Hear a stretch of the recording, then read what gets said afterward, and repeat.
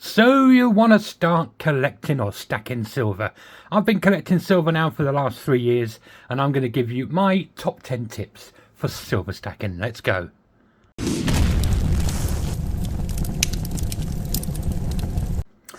Hello there and welcome back to another video from CoinNoob. I am a silver collector, or silver stacker as we're known in the community. Some of you may not have seen me before, but you may well have seen all the hype at the moment around silver and the value, how much it's gone up, especially over the last year and even more so over the last 6 months. It's all gone a little bit crazy. We have to be mindful that any investment can go up or down, and any past performance is no indication on future performance. You will see lots of things out there in the community on YouTube and TikTok telling you that silver's going to do this and it's going to go to the moon and this is going to happen and that is going to happen. Nobody knows what's going to happen. We can only look at what's happening now and today, and I've been doing really well over the last 2 or 3 years, so I thought I would share my top 10 tips for silver stacking. It's just, what I've learned over the last 2 or 3 years. Lots of people will have their different opinions. This is not financial advice, although that I have been a financial advisor in the past. This is not financial advice. But yeah, it's certainly based on common sense, what's happened to me. So yeah, let's get into it. Bearing in mind I did used to do that. Number one for me is clear your debt. You shouldn't really start collecting silver with debts. I'm not talking about your mortgage and your normal payments that you pay, but any sort of store cards, credit cards, all that kind of stuff. You shouldn't really be collecting silver when you've got debts and interest to pay on other loans. So my advice would be to make sure you start with a clean slate. That's number one. Number two, why? Why should we be collecting silver? Well, as most of you will know, with inflation, fiat currency or your normal coins, your notes, are losing value year on year, day by day.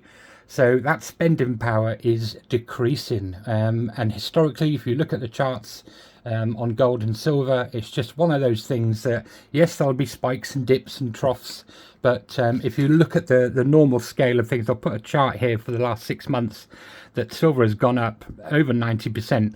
It's New Year's Eve today, so Happy New Year everyone, but the other day we hit £60 a troy ounce, or $82 in the US, and that's amazing. I mean, obviously when things go up on a little spike like that, they inevitably come down again, and we're back down to around £53-54 at the moment, but there's no reason why that little, general sort of scale isn't going to go up. But we collect silver to sort of because we're losing that spending power. You're preserving your wealth. You're creating a brilliant savings vessel. It's a great hedge against inflation. Some people like me, I started collecting just for the enjoyment of it. I'm a bit of a magpie. I love the shiny stuff.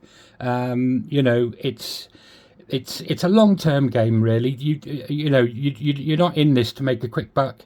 Although, having said that, like I said, a year and a half, 2 years ago, I was picking up Britannias for £21, and on the Royal Mint website the other night they were £82 for a one single Britannia. Dropped down to about 75 now, I believe, when I looked earlier, but that's still a huge difference on what I was spending on those not that long ago. So yeah, we collect to protect and preserve our wealth. That's why we collect silver, and the value, as I said, over the last year, or especially 6 months, has been absolutely amazing for that. Will I sell it? No, I will certainly keep it in for the long term. I would say a minimum of 5 years, 10 years, something like that, and then sort of reevaluate and assess where you are. But like I said, I initially started doing it just for the enjoyment of collecting. Number three, learn the basics. Just learn the terminology, the difference between spot and premium, things like that. Your spot price is your basic scrap price of silver.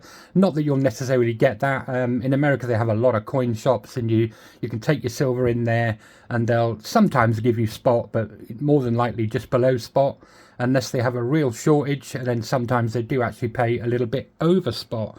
But there's premium on silver coins, because there's costs involved with the design and the R&D, the minting. They've got to pay licensing fees if they're using things like, Star Wars or Disney, things like that. They don't let them use it for free. They have to pay a license for that. Learn about the markets, have a little look. Like I said, the first probably couple of years, I really didn't look into anything to do with that. I didn't really care about what was going on in the background, the markets, who's done this and who's done that. I just didn't bother. I liked it. I liked shiny stuff. I started collecting, but eventually I got to the stage where, do you know what?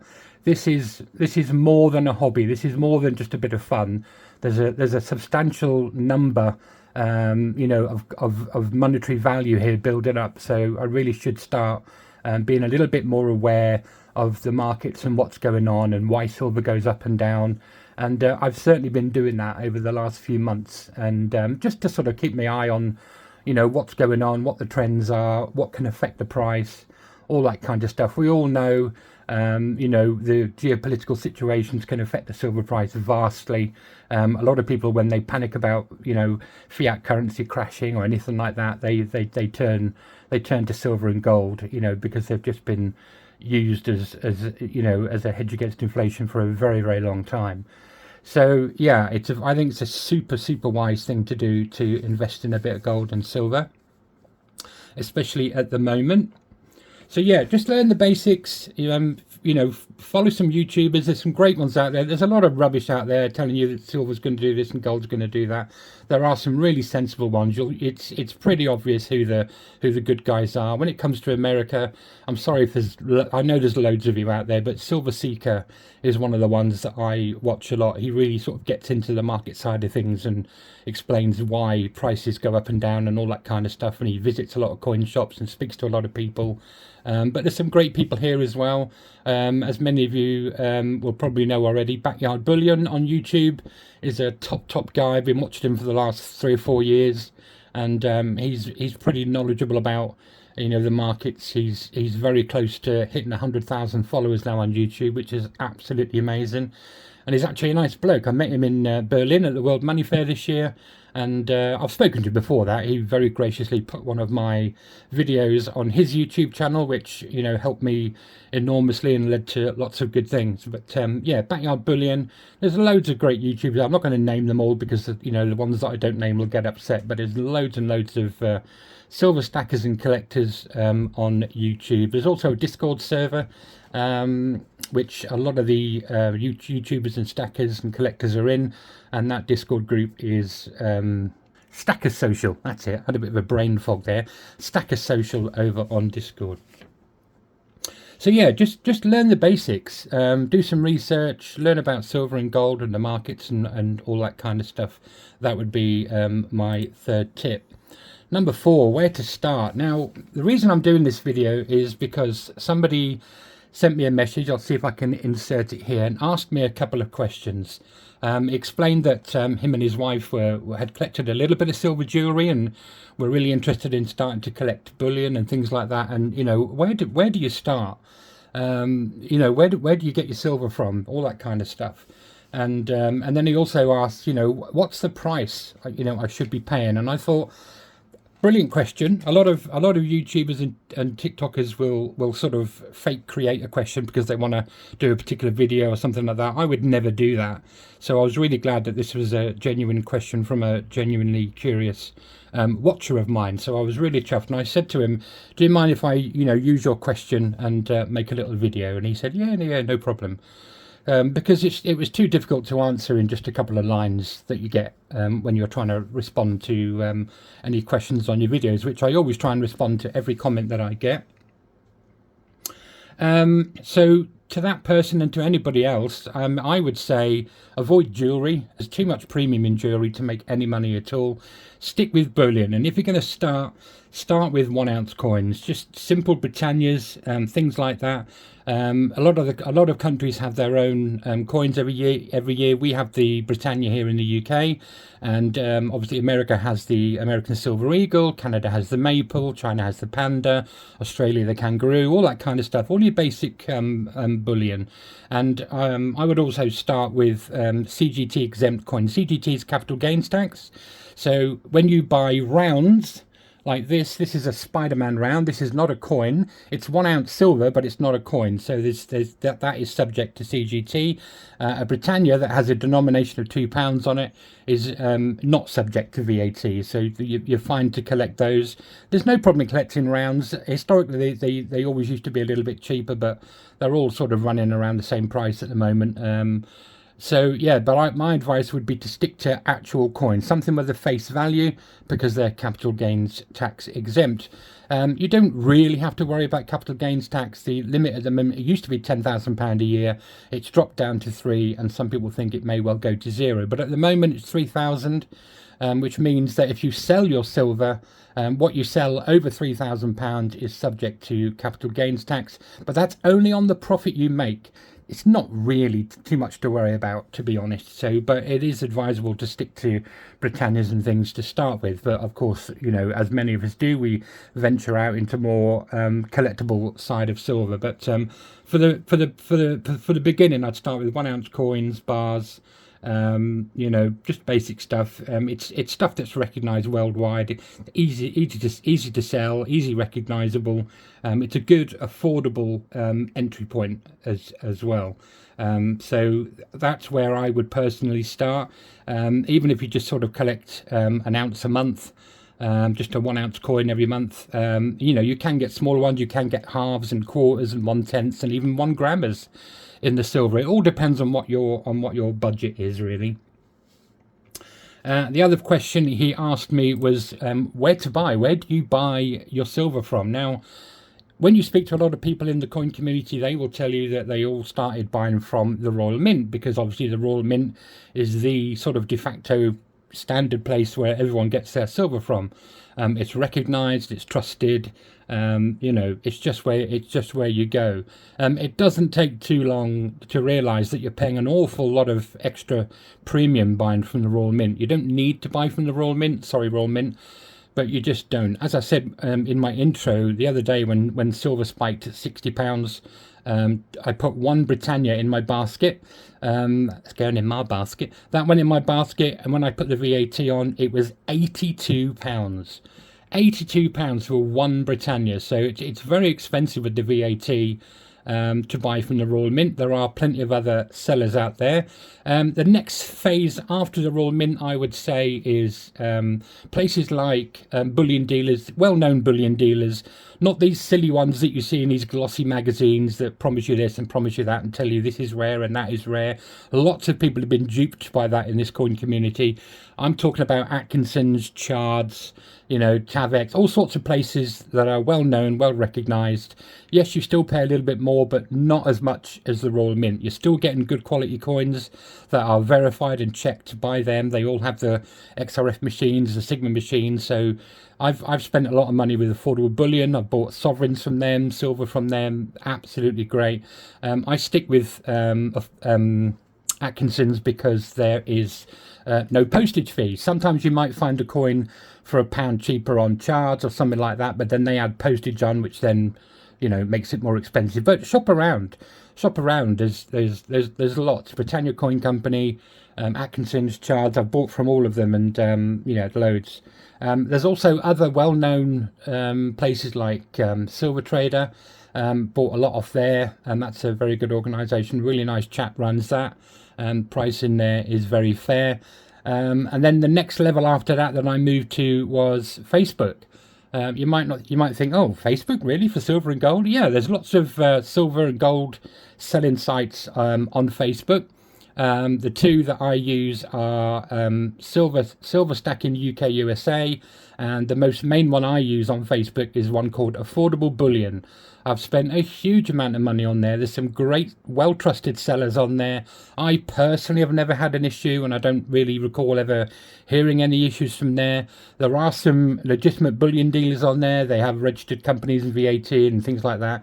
And yeah, you pay them, you know, via bank transfer and things like that. Yeah, there's some great people on that, and that's Affordable Bullion is probably where the majority of my silver has come from. I've built relationships in that group, and met up with a couple of bullion dealers, and sort of gone into their sort of more private sort of WhatsApp groups and things like that, which some of them have established. And sometimes they'll give you an offer in there before it goes to the affordable bullion page itself. But I've certainly picked up some fantastic bargains in there over the years. Probably 90% of my 2-ounce silver stackers over there have come from affordable bullion, or people within affordable bullion. So that's who I like to buy from. There are selling groups as well. Obviously, I already mentioned that Discord group, Stacker Social. There's a selling page in there. You've also got the Silver Forum. I don't. No offense, Silver Forum, and no offense, Backyard Bullion, but I don't tend to use the Silver Forum because you have to pay to see any of the sales, and then they have tiers, you know, bronze, silver, gold, whatever. And to get the really good bargains, you've got to be at the top tier. And I don't buy enough silver to warrant that extra payment. So I don't personally use it. Apparently it's really good, but I can't tell you because I've never ever used it. But yeah, affordable bullion on Facebook probably for me is the best place to buy. You can buy on eBay. A lot of people worry about eBay, and quite rightly sometimes. There's a lot of scammers and shams on there, and you'll see Eagles and Britannias, and it'll say £3.50. I mean, you know, listen, if it's too good to be true, then it is too good to be true. It's a load of rubbish, do you know what I mean? But there are good sellers on there, do you know what I mean? If you look at their selling page, and they've made thousands of sales, and their feedback is still 100%, and they predominantly sell silver or gold, then you should be okay. And touch wood, I'm touching my big noggin. Touch wood, I've never had an issue with any silver or gold from eBay. So you can buy from there, but just if, like I said, if something looks too good to be true, it will be. Don't be fooled.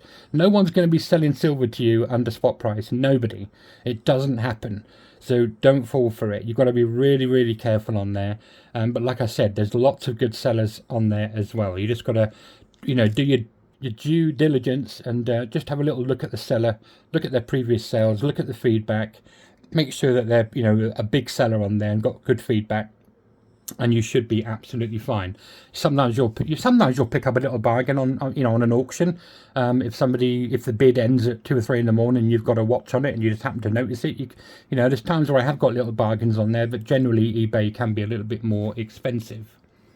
Yeah, so that's all the sort of places that I buy from. I understand if you worry about all these other people, you want to buy from the Royal Mint, that's totally up to you. But if you go to any of the dealers, the bullion dealers, where if you buy pre-owned silver, then there's no VAT. So you're picking up these coins, which will be brand new coins. People buy them in a big monster box of 500. And then a couple of months later, they'll break it open and sell them all individually, because you get a big discount if you buy a monster box. So once they're open and they're being sold back to a bullion dealer, they're then second hand. So you're missing out on that VAT, which is all important.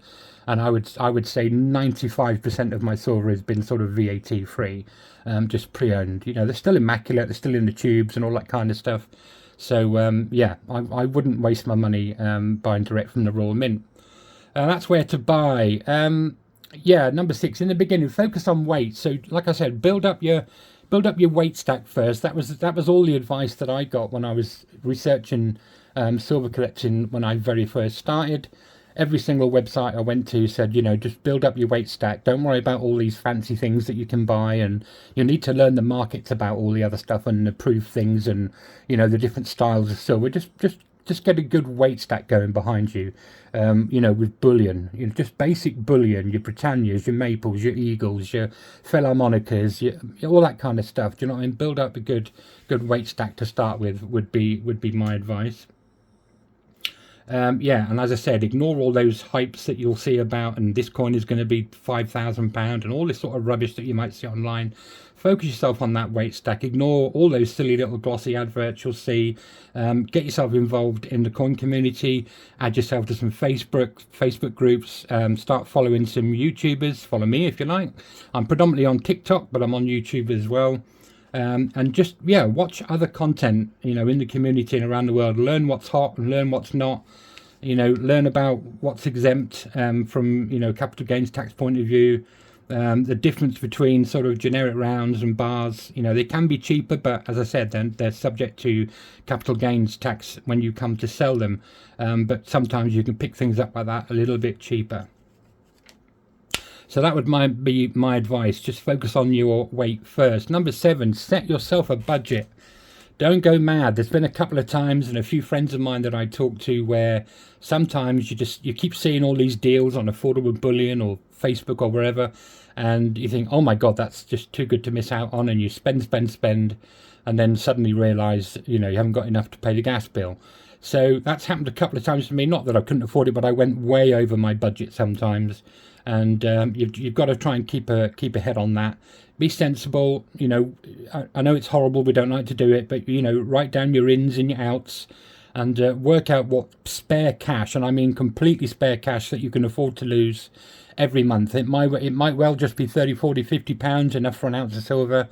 Maybe you're lucky enough to have a couple of £100. Maybe even more. There's a lot of collectors out there that have a vast amount of silver. Make my whole collection look like pocket change. But set yourself a budget. Don't chase what anybody else is doing. Don't try and keep up with the Joneses. Nobody's impressed because you've got this amount of silver. Do you know what I mean? Most stackers that I know don't really ever talk about their totals and what they've got and all this kind of stuff. It's nice to start off with when you've got your first 10 or 20 coins or bars to go, this is my collection so far. But when you start getting to a certain level, don't put yourself at risk with anyone. Not everybody needs to know, what you're doing and what you're stacking and how much you've got. Just remain humble about it. Nobody likes to show off, do you know what I mean? He says, with tons of silver around him. But this is just for, entertainment and advice. Do you know what I mean? Don't be that guy. Don't be that person that, look what I've got more than you and I'm better than you, because, nobody's going to like you. We've had a few people like that in the community and they've been discommunicated. So don't be that person. But certainly share your journey, do you know what I mean? Start your own channel if you want to, do you know what I mean? But stick to that budget. Work out what you can realistically afford every month. As I've always said in all my videos, if you've got just 2 coins on top of each other, that is a stack. Simple as that. So just 1 coin a month is absolutely fine. Half an ounce if that's all you can afford, you know what I mean? Or if you can pick up a little bit of gold. Gold is obviously a lot more expensive, but you can get fractional gold, 1 grams, half grams, 1/10, all sorts of different little smaller sizes of gold, right down to these like 1/1000th of a troy ounce. You know what I mean? These are more of a novelty, really. It's certainly not the best way to stack gold, but I mean, it's a great way to get a bit of gold into your stack. Do you know what I mean? Just stick to your budget. That's all I'm going to say. There was a time fairly recently, and my budget was always around £200 to £300 a month when I was, doing my stack building sort of phase for 2 years. But because I love these 2 ounce stackers so much, they were coming out sort of one every month or 5-6 weeks, whatever. And then all of a sudden they had a big rush, and there was 3 that came out very close together. So I had to pick all 3 of those up in one day. So that was a lot of money. So that was my budget well and truly gone. But then a couple of days later, another 3 that I was missing, older ones, came up from another collector who offered them to me first. So I just couldn't turn them down. So that was 6 2 ounce silver stackers I'd had to get within a matter of days of each other. So it took a little while to recover from that, but I couldn't miss out on that deal. So there are exceptions, but other than things like that, I would set a budget. Don't worry about what anybody else is doing. It's not a competition. It's not a race. It should be enjoyable. It should be affordable. Just stick to that budget. Number 8, testing your silver. You can test your silver at home quite easily. What I used to do is do the ping test. You can use a rare earth magnet, which actually you'll get a rare earth magnet free from Silver Trader. If you buy from there, there's an option to select get a free magnet, and he attaches it with a bit of sellotape to the back of your invoice. And silver is not magnetic, it's diamagnetic. It creates an electronic field around the coin, which causes a bit of friction and drag. So when you get your little rare earth magnet, you tip your coin up to 45 degrees, put the magnet on, and it slides down relatively slowly, kind of that sort of speed. Whereas if it wasn't silver, it would zip straight off. So but the trouble with the magnet is copper reacts very similarly. Slightly different speeds, but unless you really knew what you were looking at, you could be easily fooled. So a rare earth magnet is number 1. Obviously, the websites where these come from will give you the dimensions. Most coins are around that 38.6 mil, same as a Britannia. Australia go up to about 40 mil, and the American Silver Eagles are about 40.3, because you know what these Americans are like, everything's got to be the biggest.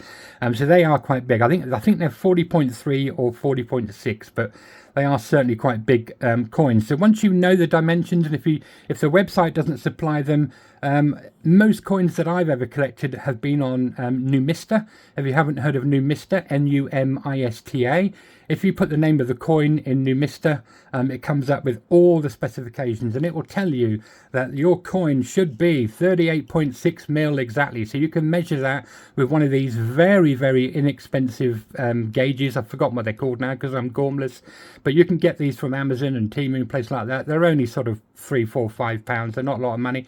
So you can check that you've got the right diameter. You can check, most coins are about 3 mil, so you can check the thickness of your coins with one of these. That's another good way of testing, because there's lots of fakes out there, but what they find it very difficult to do is get the same amount of metal that a silver would take up. So that if they try to get 1 troy ounce of fake silver, it will always be bigger, it will always be thicker. They can never get that right, because silver is a set density. So checking your dimensions with one of these set things is really, really cool. Obviously, no brainer, the weight. 1 troy ounce is 31.1 grams. Now, where are we? Let me see if I can get this open. So you're not going to get exactly 31.1 grams on here. They're always going to be a little bit over.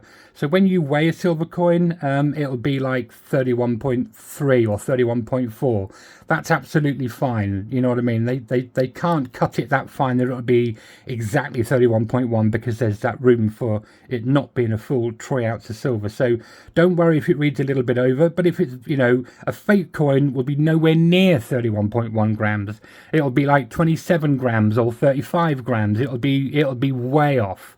Way off. The biggest 1 ounce coin I've had so far, which has been genuine and tested, was 31.8 grams. That was quite a way over and made me panic a little bit, but I've tested it on the machine and it was absolutely fine. But yeah, weigh your coins, test the dimensions, use the rare earth magnet, and if you pass all of those, you're normally pretty good. The next best step at home for testing is what's called a ping test. Now there's apps you can download on your phone. Mine is called PingCoin, Ping coin, and that's quite a good one. But there's plenty of free apps on there. And get yourself one of these little coin holders, because you need to balance the coin in the middle. And where are we? I've got my little Spider-Man here, so I'll put that in the middle of this. And silver has a beautiful ringtone type of thing. It sort of dings at just a nice sound. And what happens is the app, I can't do it now because I'm using my phone, but the app listens to the frequency. So it knows that all of these coins that are 38.6 mil, for example, like Brits and lots of other coins, will ring at a certain frequency, and the app listens to that and is looking for these 3 peaks that the coin should be in. And it just sounds lovely. I'll bring it nearer so you can hear. Beautiful. Really nice sound. When you hit a fake coin, it's just a dull thud. So this ping test is probably the next best thing that you can do at home, and it's totally free. Get yourself a coin holder and do the ping test. It's pretty good. It's pretty good. It's very hard to fake. If your budget can stretch to it, there is nothing better that you can buy than a Sigma Metalytics Verifier. These are from Sigma in America, but they do have a UK trading arm called TrustyMetrics.com in the UK, and they are incredible. They're the only authorized dealer in the UK, TrustyMetrics.com. They're an amazing family-run organisation, and they are extremely helpful to the nth degree. Virtually any time, night or day, if you have a problem with a machine, they will sort it out for you. They're extremely helpful. They give you great advice on which machine, is fit for what you're doing. Whether you're a collector, a reseller, whatever you are, they will match you with the right machine. One of their really good machines is this one here. I'll quickly show you what it looks like. if I can find the zip. Let's open that up. So when you buy these, they come in these lovely sort of hard shell cases that contain the machine and all the leads and things that you need. And it's right here. I'll get this out of the way. And there it is. This is the Sigma Investor model. So this machine has an onboard sensor in the bottom here and in this arm, and actually tests all the way through your coin. When you use an XRF machine is a surface level tester. So it's only testing the first few microns into the coin. So they're not good for spotting tungsten cord gold coins. A lot of, flash plating is only 1 micron thick. Gold plated coins and jewelry can be 5 microns, thick, and really heavy plated stuff can be like 60 microns thick. But yeah, so, and an XRF machine cannot get that deep, typically around 5 or 10 microns into gold. So don't get me wrong, XRF machines are absolutely perfect for bullion dealers because sometimes they get a lot of foreign gold in, or gold that they're not sure what purity and what level it is. So the machine will test that and give you a full metallurgical breakdown of what's in there, copper and silver and gold and all that kind of stuff. As a coin collector, all we need to know is this Britannia real? Is this Sovereign real? We're not generally buying sort of scrap gold and jewelry and all that kind of stuff. So you don't need an XRF machine. I wouldn't trust an XRF machine as far as I could throw one. They're very expensive and they're very good at what they do, but they are only surface level testers. They were developed for the mining community and designed to be put up against a rock face. They can read a much more further into rock and give them that breakdown of what that seam is within the rock, but they're not ideal for testers. As I said, these investor models and upwards test all the way through the sample, right from 1/10 troy ounce all the way up to 10 ounces, which is this size bar. This is a 10-ounce silver bar, very, very thick, and this arm tests all the way through that bar. So that's why these are good for the majority of collectors. They are a little bit expensive, a little bit of a discount at the moment. There is a link in my channel where you can click on and that will take you to the website. But these are absolutely incredible, and I would say invaluable. Once your stack starts getting a little bit bigger, these are really, really good. They're obviously very lightweight and portable, very small, and you can carry these around with you to the market, or you go into a coin show or a coin shop.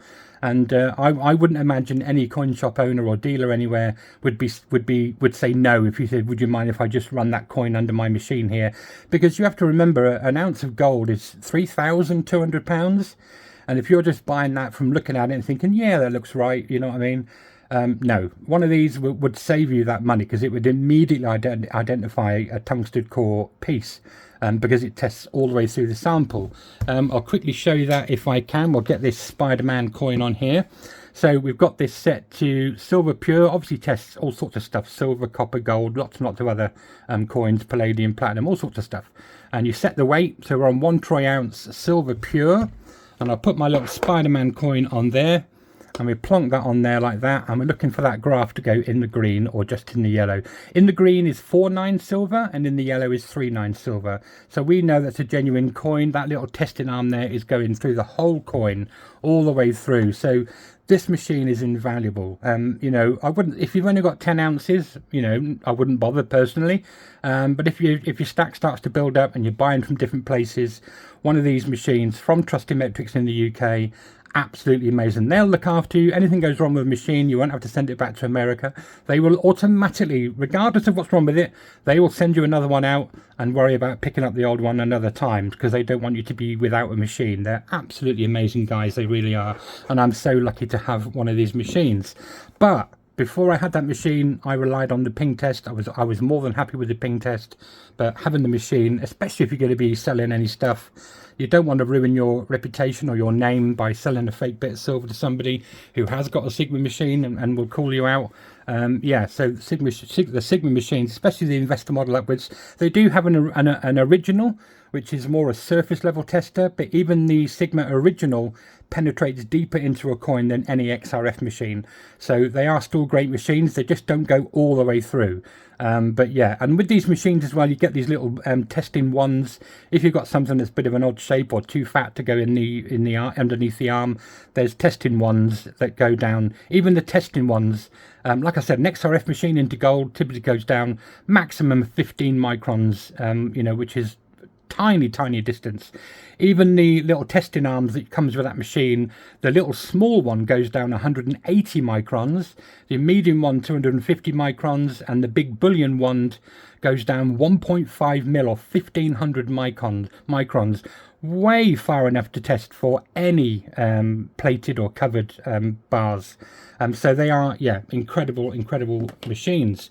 So that's all the different ways that you can test your silver at home. Sometimes if you've got a coin shop near you or a bullion dealer near you, they don't mind if you pop in with a few coins, and they will test them for you. Don't tell them I sent you, but just when you speak to Chards, often in his video, Lawrence will say, you know, if you're worried about, you know, a certain coin or a certain couple of coins, bring them in and they'll test them for you.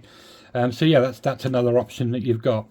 Or you can come and see me, buy me dinner, bribe me, and I'll test your stack. I have actually done that with a great chap in the community, Silver Stag Stacker.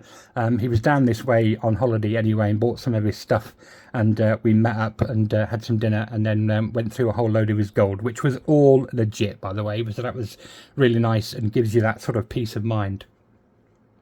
So yeah, that's testing your silver.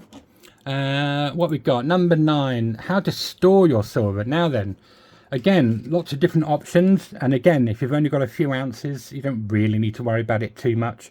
But like I said, that's the reason why you'll see a lot of people, including me, we don't show our faces, we don't share too much information. The very few pieces that I have had delivered from people in the community, I've given them an address that I have access to. It's not my home address, it's just a different address that the family has access to. It's not the place I store my silver, so anybody out there who's ever sent me anything, you don't actually have my home address, you just have an address. So don't really give out your address unless you really trust the person. You know, once I started getting a certain amount, I started to buy those smaller little safes with the little digital buttons on. They're not that good, to be honest. If you drop them on the far left corner, the pins move and all that kind of stuff. There's loads of videos out there of people tapping them with a little rubber mallet and all that kind of stuff. The locking mechanism just locks the handle. It doesn't really stop the pins in the door from moving. So when you tip it up and tap it, you know, the pins can just roll back into the door and the safe opens. 365 done a great video on a nice big chunky safe that he bought with a key. So that's a little bit more safer. None of these safes are worth anything if you don't bolt them down. Everybody I speak to says they just have them loose, you know, next to a wardrobe, under their desk, something like that. What's the point in that? People just pick up the whole safe and run off with it. Do you know what I mean? So if you're going to get those safes, I mean, even those little ones with a digital code, whatever, if you bolt them down to the floor or bolt them to a wall, then that obviously makes it a lot more difficult for anyone who's trying to break into it to tilt the thing to make the bars move. So it is very worth your while bolting those down to the floor and or to the wall. They normally give you an option for both. And then if you start getting a little bit more crazy, obviously most banks offer a vaulting service, and there's obviously companies out there, secure storage companies, that will give you a very secure locker or drawer or something to put your stuff in as well. Bear in mind there's obviously going to be costs involved with that.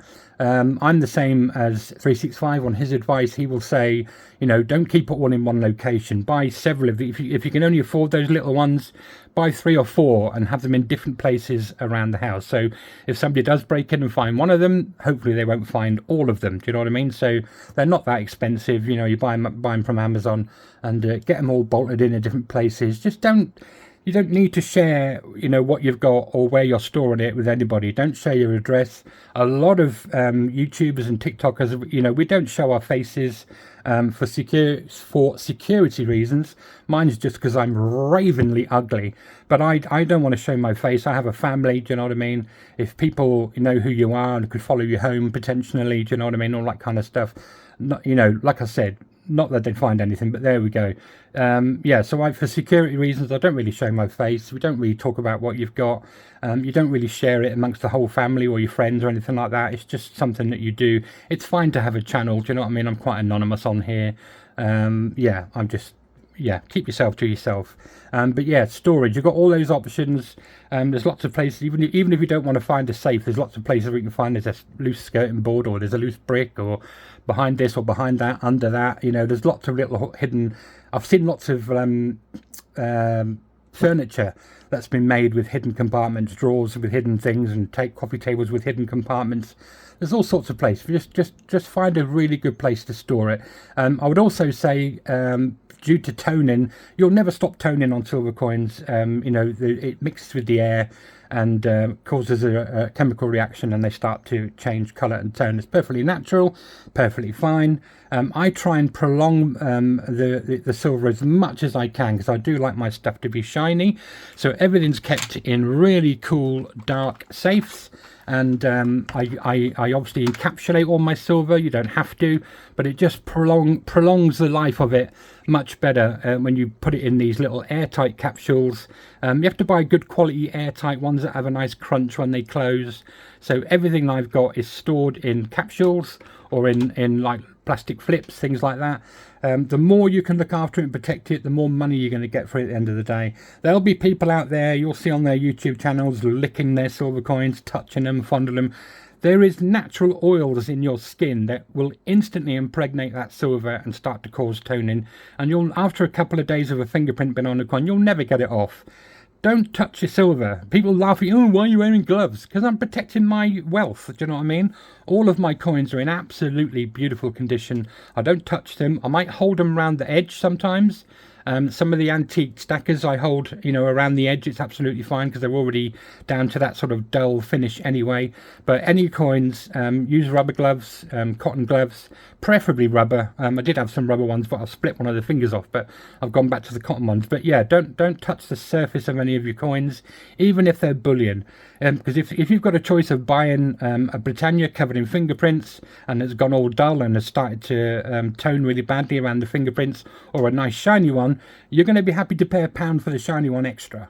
Do you know what I mean? So my advice is, I mean, lick them, put them under your armpit, do what you like, but my advice is do not touch the surface of your coins. Always wear gloves, keep them in airtight capsules, and keep them in a cool, dark place if you can. Chuck in some of those silica gel sachets. You can buy them ever so cheap online. Chuck a few of them in each of the safes as well, just to draw out any moisture that might appear. So that's storing your silver.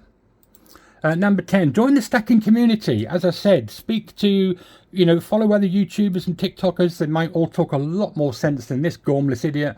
But follow lots of people. You'll find the people that you like and that you resonate with. You like the sound of their voice. You like the style of what they do. I generally tend to keep it focused on the silver. You'll see a lot of people in the community have a lot of, you know, B&M sort of kind of tat in the background and flashing lights, all that kind of stuff. I tend to focus primarily on the piece that I'm showing or what I'm talking about. But yeah, you'll find people that you like. There's lots of people out there. They all, you know, a lot of them do sort of copy each other, but you know, that's life. Do you know what I mean? They see someone doing something really well, they mimic it. It's like it's flattery, really. Do you know what I mean? Not that anyone's ever copied me, so I'm quite disturbed about that. But never mind. Yeah, watch who you like. You'll learn who you like. Do you know what I mean? But I'd start with Backyard Bullion. He's the main man. I'd love to see him get to 100,000 followers on his YouTube channel.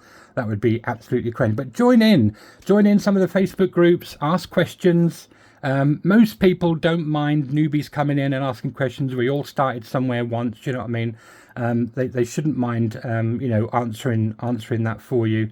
And whatever questions they are. But yeah, send messages to people who are creating content. Put messages, you know, in the comment section.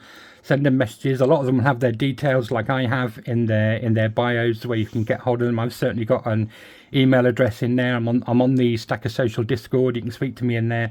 I don't mind answering questions. I love answering questions. I thoroughly, you know, was appreciative of all the people that when I first started that I was asking all these dumb random questions to. They were gracious enough to give me the good answers. So yeah, join the stacking community, get involved, start your own video channel. I'm going to do another video soon to show just how easy it is to do a video. If you're thinking about showing some of your stuff, we'd all love to see it. You don't need to have the best and the biggest collection. We love to see new collectors coming into the community. We love to see what you've been picking up. Sometimes you'll give us, you know, an idea, and you'll see a piece and go, "Oh, I quite like that. I'll pick that up."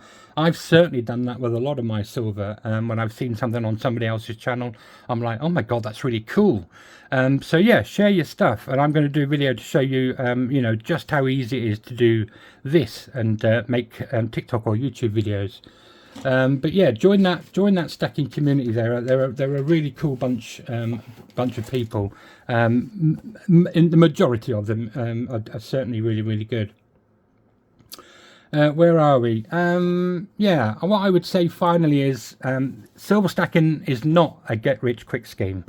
You know, you're not going to start collecting tomorrow and make a fortune a week later. Do you know what I mean? It is a longer term game, as with most investments. You know, you'll have your rises, dips and falls. It is a longer game. It's about maintaining your wealth slowly. Do you know what I mean? That's what it's about. A really good hedge against inflation. It's a great savings scheme. You know, you're just protecting your future wealth, because your fiat currency, and this isn't me being a conspiracy theorist or anything like that, your fiat currency is losing value every day.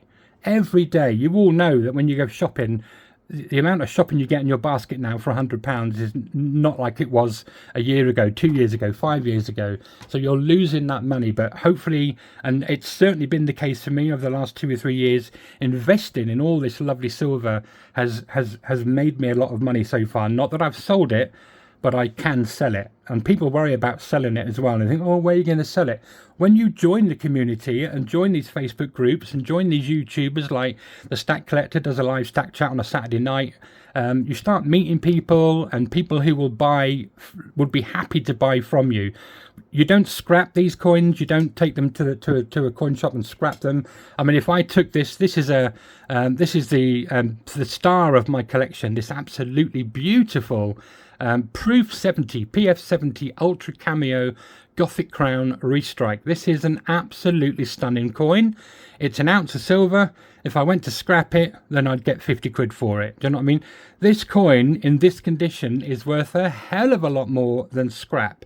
So there's no way I'd scrap this coin. This would go to a collector. I'd advertise it on eBay or any of the Facebook marketplace groups, and this would be snapped up for far more than its actual scrap value. So don't worry about selling it. There's always buyers out there. There's thousands and thousands of collectors who will always be happy to give you a good price for your silver. So yeah, don't worry about that. The other thing is keep a record. Keep a record of what you've got. You don't have to, like I said, it's not for, you know, don't think about all this, oh, the government's going to get hold of you and they're going to do this, blah, blah, blah, blah, blah. I've just got an Excel spreadsheet on my phone. It is in an encrypted file, but I list everything I buy on there, the price I paid for it, the weight of it. And then at the bottom, I have an automatic box that, you know, I put the live price in of that day, and it calculates the value of if I scrapped everything. So never mind, you know, I mean, these swords are 2.5 ounces, you know, probably about 130 quid worth of silver. You can sell them for a lot more. Some of these swords sell for nearly £200. So, but I just put the scrap price in if I did have to scrap everything. So it's absolutely fascinating when you watch this peak of silver going up, and you leave it for a week or so, and then put the new price in, and the total value of your scrap silver goes up, not by a couple of £100, it goes up by a couple of £1,000 each time. It's absolutely lovely. Not that bothers me. I don't think, oh my God, I'm going to sell it now. Do you know what I mean? It's a longer term game for me. If I needed the money, I'd sell it. At the moment, touch wood, I don't. So I can continue to stack and continue to build my collection. But yeah, keep a record. The other reason why it's good to keep a record is when you are like Cobra Stacker, there's a really good auction on a Friday night. Every Friday night, 7:30, Cobra Stacker on YouTube. Another top guy on YouTube just raised £10,000 for OSHI, OSHI, a mental health charity. Last Friday did an auction. He put a lot of stuff in, as did a lot of people in the coin community, including myself. Thank you everyone who donated to that and bought from that auction. But yeah, you keep a record, and when you've got it on a spreadsheet, when he puts a coin up, like a 2016 koala, you're like, oh, have I got that one? I can quickly open my spreadsheet and I can look down, because everything's in order of, you know, I have American, Australian coins. I go down, look at my kookaburras, 2011, 12, 16, 18, 20, and I can see very quickly, have I got that one? No, right, good, and I'll bid. Do you know what I mean? So it's really good having a record, and it's just nice to keep an eye on what your total is. And obviously you need to know to add to your home contents insurance if you're keeping your silver at home. But the most important thing is about collecting silver, enjoy it. Do you know what I mean? I've always enjoyed it. I've enjoyed making content about it. I've enjoyed researching all the pieces that I put on into videos. Do you know what I mean? I don't just sit there and spout a load of rubbish. You might think so now today, but I don't sit there spouting a load of rubbish and giving you false information. I like to do my research, check my facts before I do a video, so that what I say in that video should be, pretty much spot on what I'm saying. I don't like to give people false information. So yeah, do your research, but just enjoy it. I've always enjoyed it. That's why really I've avoided all the talk about the markets and all that kind of stuff. Do you know what I mean?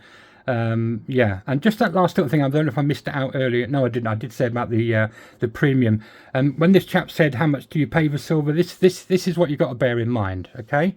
So if you look at today's silver price, like for example today, it's New Year's Eve. It was sitting around £53, £54 when I looked before I came on live, right?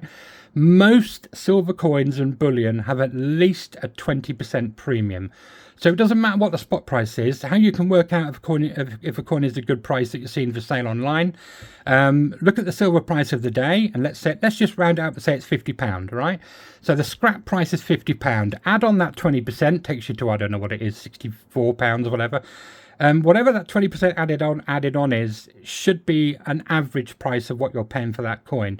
You will pay a little bit more for a very premium coin or something that's a really popular design. You might pay 25% premium, but that gives you an idea of what you should be paying for any of your coins, even Britannia's, whatever they are. Look at the day spot price, work out what it is, get on your calculator, add on 20%. That's the premium. That's what you're paying, the numismatic extra value for that coin. Add on that 20% and you'll get a rough idea. And if it turns out with the 20% that the basic selling price for most coins is 65 and someone's selling it for around 62 to 68, that's a good price. If it starts going 70, 75, getting a little bit expensive there, but just base it on the spot price, add that 20% on. Like I said, some premium stuff like the Perth Mint colorized Myths and Legends series, you'll pay maybe an extra £3 or £4 on top of that. You'll soon pick it up when you start picking silver up, but base it on the scrap price of the day. Say it's £50, add on 20%, and that'll put you in the ballpark area of what you should be paying. And if that area is £65 and someone's asking 80, tell them to naff off. Do you know what I mean? And just shop around, look for somewhere that's selling them for a little bit cheaper. That's all I've got for you today, and it's a longer form video. If you've actually watched to the end, let's steal one of 365's phrases. Cabbage Spider. Put Cabbage Spider in the comments over this side and I'll know if you're a real fan and a real watcher, because this video is 50 odd minutes long at the moment. Probably my longest ever video, but I really wanted to get all of my thoughts out there for people and answer that question to that amazing watcher that asked, how to collect silver, what to collect, where to start from, what you should be paying. Hopefully I've answered all of that. Anything you're not sure of, ask a question in the comments. I absolutely don't mind. I love asking questions. Give us a like while you're there. Give us a little share. You might help somebody else that's thinking about starting to collect silver and wants it just straight from the horse's mouth. No bull, no extra stuff, no clickbait, no nothing like that. Do you know what I mean? I'm just here to help you guys because I absolutely love this hobby. There's some amazing people in the coin community. A lot of them will help you with advice. I can only give you what I've learned over the last 2 or 3 years. But yeah, feel free to write me a comment. Thanks for watching. Thanks for liking. Thanks for everything that you do in the coin community. I really do appreciate it. Have a great new year, guys, and I'll see you in 2026. Bye-bye.